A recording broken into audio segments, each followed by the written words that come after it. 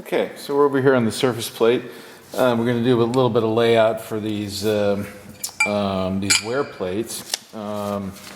So let's start by, set those aside for a sec. Let's just give this plate a quick wipe off. And sometimes just for quick jobs, I use these. I get these at Costco. They're these little alcohol lens cleaning wipes, and they kind of work. They kind of work good for just doing a quick wipe off of the surface plate to remove any dust and crud off of it. It's just always a good idea to clean the plate. You never know what's going to be on there. Okay, get rid of those. And these evaporate really quickly. And you know, you can run your hand across it. You can really feel the difference too once you've cleaned it. Now there's special surface plate cleaner that I use too. That I'm not using that right now. Okay, so we're going to use a little height gauge. We'll use this small little 6-inch guy, or it's actually, yeah, it's 6-inch max basically. But it's just a nice convenient size. I'm just checking the index 0 here, make sure it's okay. Make sure that's snug. Okay, pretty happy with that. All right. So I think the first thing we're going to do is lay out some center lines in this. Now I machined the sides parallel to no particular width, and then one end, so I have a perpendicular end on these. So that way I can set them like this, and I can set them like this, and I know that I'm just moving them perpendicular to those two edges. Okay, so let's see. Let's measure the width of that. Let's see what we got. All right, 2-inch, like 468, something like that. All right. So what we'll do is we'll put a center line on it first, and I'm going to back it up against the this little angle block. So what is that? 461, 234, 1-inch, 234. So 1 inch, 2. And then when I get close here, I can lock this one here, and then I can just use the fine adjust and then lock that. Now, here's the double check. Well, this is kind of backwards for me, but I'll hold the bottom here. It's going to put a line. Okay, and then we flip it 180. Okay, and then if I made a bozo move, I'll get a double line, and between the two lines, there'll be is the actual center. So, okay, that's a good center line on that one. I'm trying to do this so you guys can see it too. And we'll do that again. Alright. Alright, looks pretty good. Alright, and there's my machined end. We're going to go this way now. Let's put that there so it doesn't fall down. And I don't know if this is going to be too bright. Yeah, maybe not. So we're doing this little kidney bean shape here. So I'm going to lay out all the radiuses and stuff. So the first one, the center is 1-inch, 172 off of the bottom. And I'll get that. 1-inch, 1, and that's pretty close. Actually, that's the bottom. I'm going to add 10 thousandths to that. And the reason is, when I belt sand that radius, I want a little bit there. So, all right, so that's going to be the center of the radius. Okay. And then the other one is 2 inches from that. Okay. So we're at 1-inch, 182. All right, so that's going to be 3-inch, 182. Oop. 3-inch, 1, close, like that. All right, I like that one. All right, and then where did I put those calipers? Just to make sure we didn't do some bozo math there. Bozo the Clown goes to math school. Okay. Now, I just screwed up, and I'll show you how. I have two pieces to do, and I should have marked them both when I had it set on the other one, but at least we'll get a. All right, and then go back down to our 1-inch, 182. So when you do this all the time, you remember those things. All right, so those are the center of our two radii.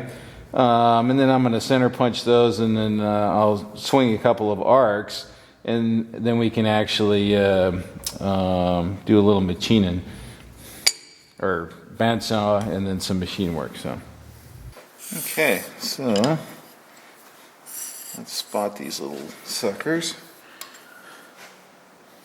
I give it a little tap just to get things started. Make sure I'm in the right spot. And then kind of increase its size a little bit. Like that. That looks pretty good. Now, this, some people might question center punching on this. Okay, this is, a 2-ounce hammer or 3-ounce hammer and a little tiny center punch. I'm just prick punching these basically. These are very thick and they're very large. Some little tiny little piece, no, I wouldn't do it on the surface plate.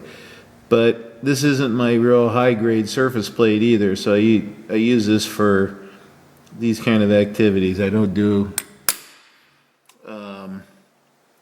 center punching or any kind of hammering on my my fancy pants one. Looks pretty good. Okay. Oops. Let's put those the same way.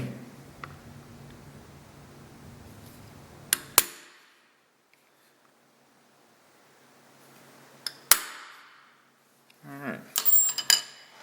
Ouch. See, don't do that. All right. These are my little. These are real small little Starrett toolmakers dividers that I really like for little layout. So I've actually scribed this a line that's my tangent point. So I already have that in position. All right.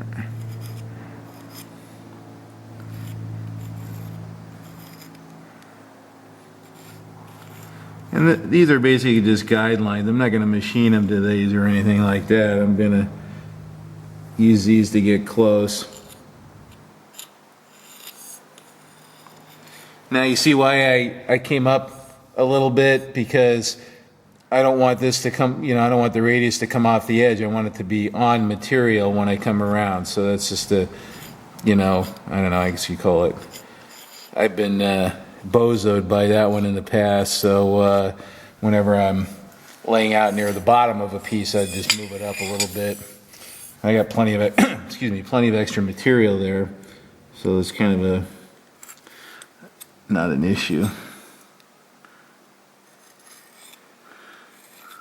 Now, you can use Dicom for stuff like this, but I can see these lines pretty well, so if this was stainless steel or something like that, where it's a little hard to see the scribe lines, then that would benefit, darkening it up a little bit. Okay, all right. So that'll get us our two wear plates, and then we're going to get those mounted to the anti-rotation arm, and then we'll do our finish work with these mounted on the anti-rotation arm. So let's go do that. Alright, so let's get set up over here. A couple of parallels.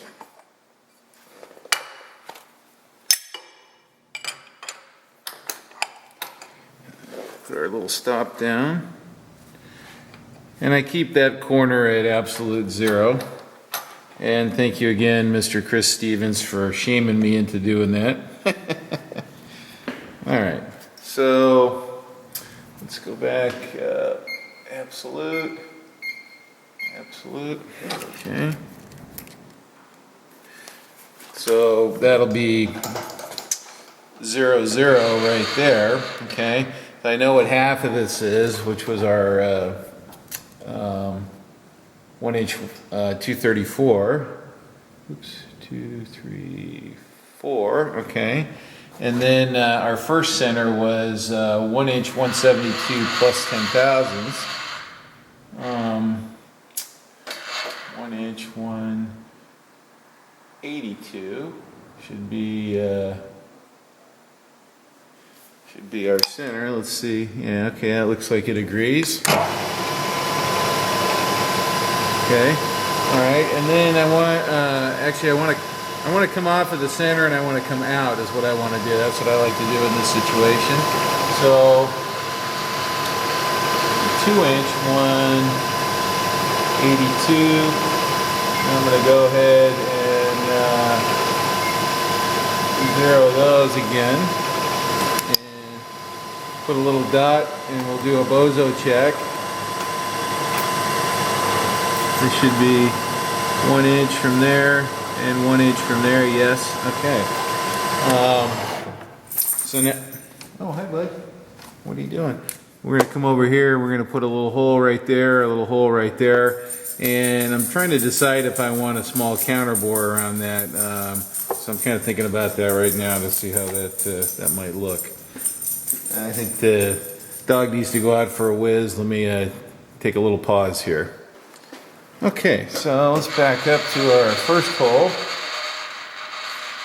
I'm coming off of the center, so 1H1 750, right? Yeah. All right, so that's my first hole right there.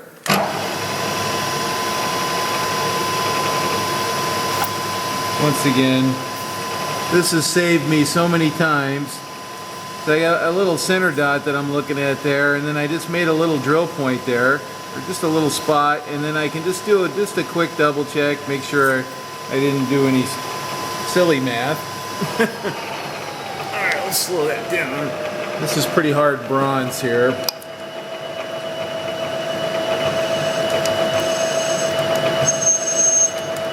And you can hear it. You hear it squealing a little bit.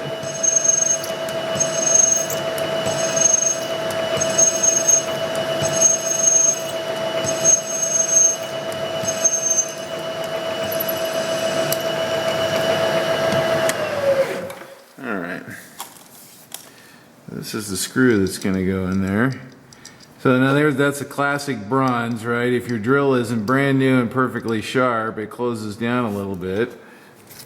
So this actually looks pretty good. All right, let's go slightly oversized.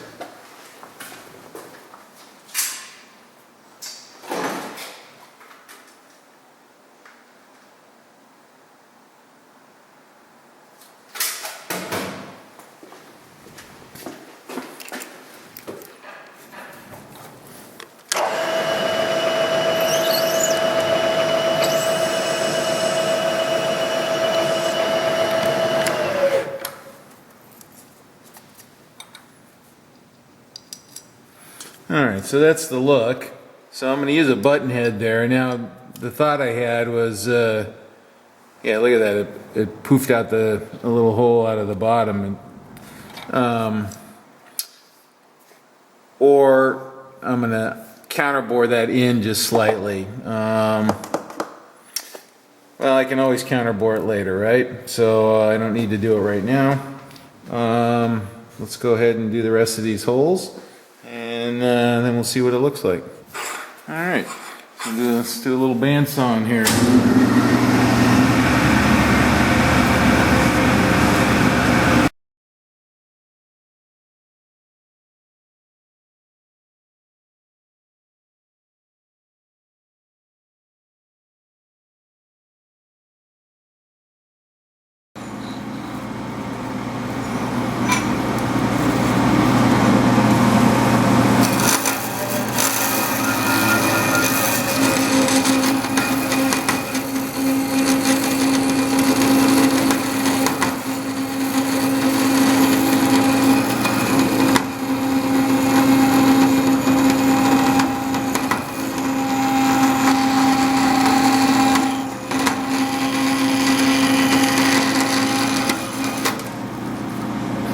sometimes it's easier to, instead of trying to make a sharp turn with a blade that's wide, is to go ahead and just facet it by taking multiple cuts along the curve.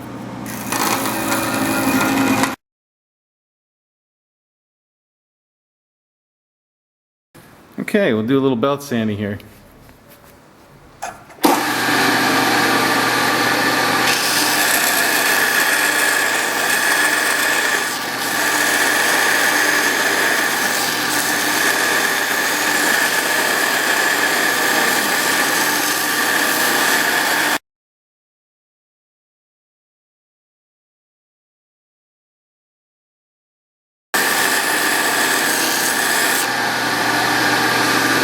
Okay, so we've got the anti-rotation arm here in the mill. Actually, let me. I'm just gonna pop it out for a second.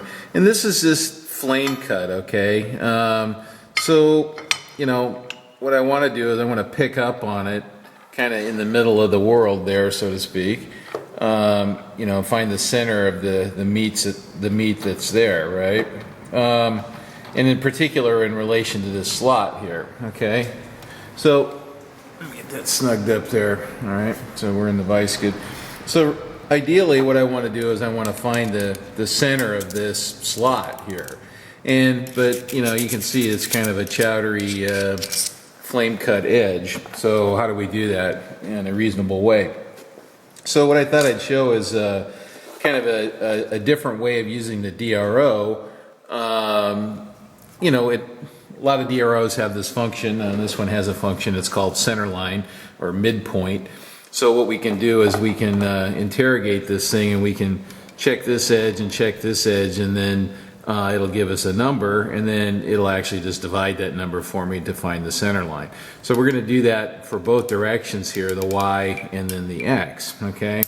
So let's go ahead and do that, and I'm going to try to cut between two cameras here so you guys can kind of see what's going on in the DRO as well. Excuse me. So we'll do the Y and then we'll do the X. For the X, I'm going to use this larger stylus here, just because it spreads itself out over the crud that's in there a little bit better. So let's go ahead and do that. All right. So let's get in there. All right. And I think I just kind of want to be eyeball in the center there, okay? So what I'm going to do is come over and probe this first side here until I get a jump. Think right there, okay? Now I'm going to zero the Y-axis. Okay, and now I come back and I'm going to come across to the other side, and since we're using the same diameter on both sides, I don't really have to compensate for that. Okay, so I get a jump there. Now what I'm going to do is go back to the DRO.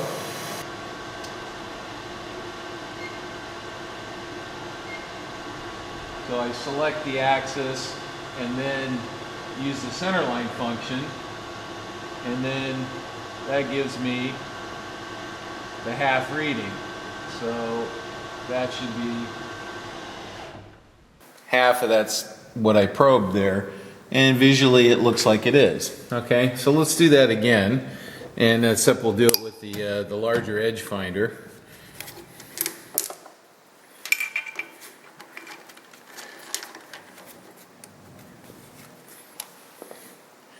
Now this one I got to kind of start on center because it's close to the same size as the slot.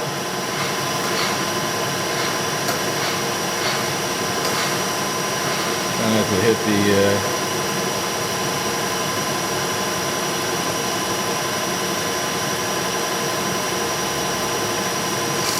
okay, so I get a jump. I'm going to zero the x-axis, then I'll come down to the other end.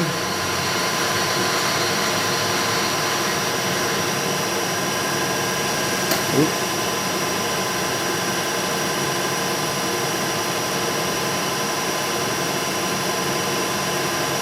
Okay, I get a jump, select, and then center line.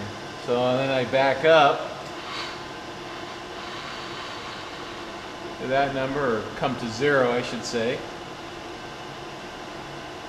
Okay. And that'll be the middle of this mess right here. Okay. So now I can, I'm confident I'm in the middle of, and I've averaged whatever's there, and off I go. I don't know, not much to say about it. But that's the center line function here on this Sony DRO here. And so you can take a dimension and divide it by 2 pretty easily. All right, so let me get some drilling and tapping tools, and then we're gonna drill and tap the holes for this guy here, and then we're gonna clean this slot out and slot these guys.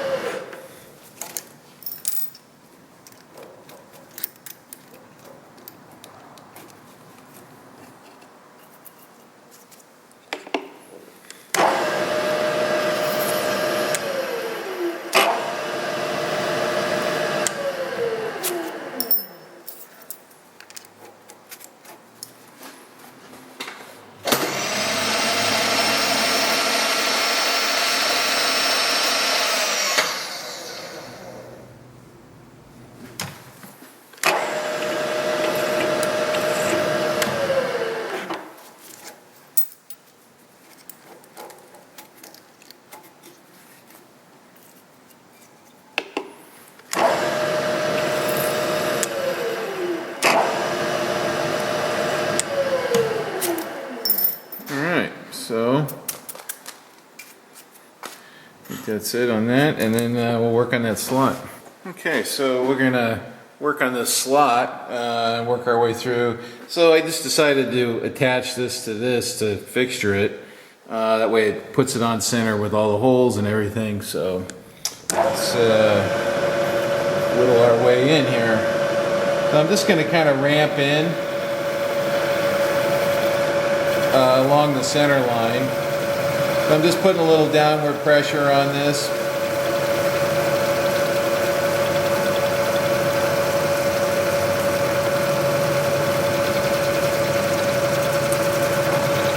Gotta watch my numbers here. Alright, now I'm going to come back the other way, and I'm still going to a little downward pressure.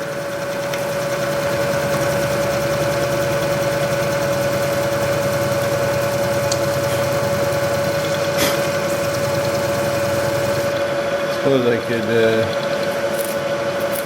put a little oil on that.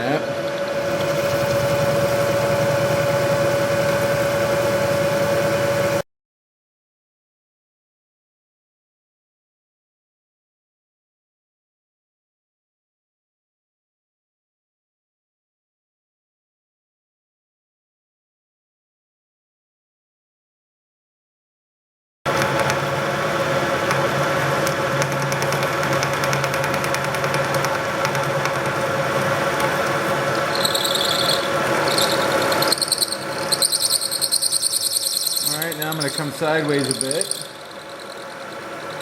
Let's go 50 thousandths.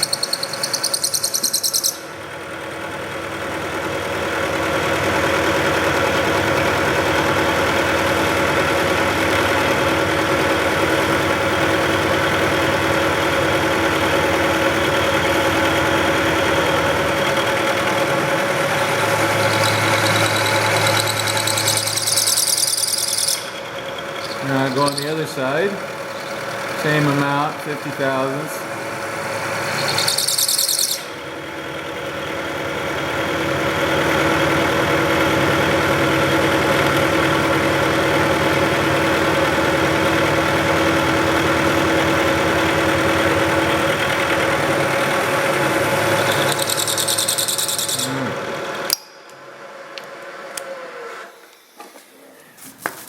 All right. And I'll just work that until I get it close to my finished size, which is 3/4 wide.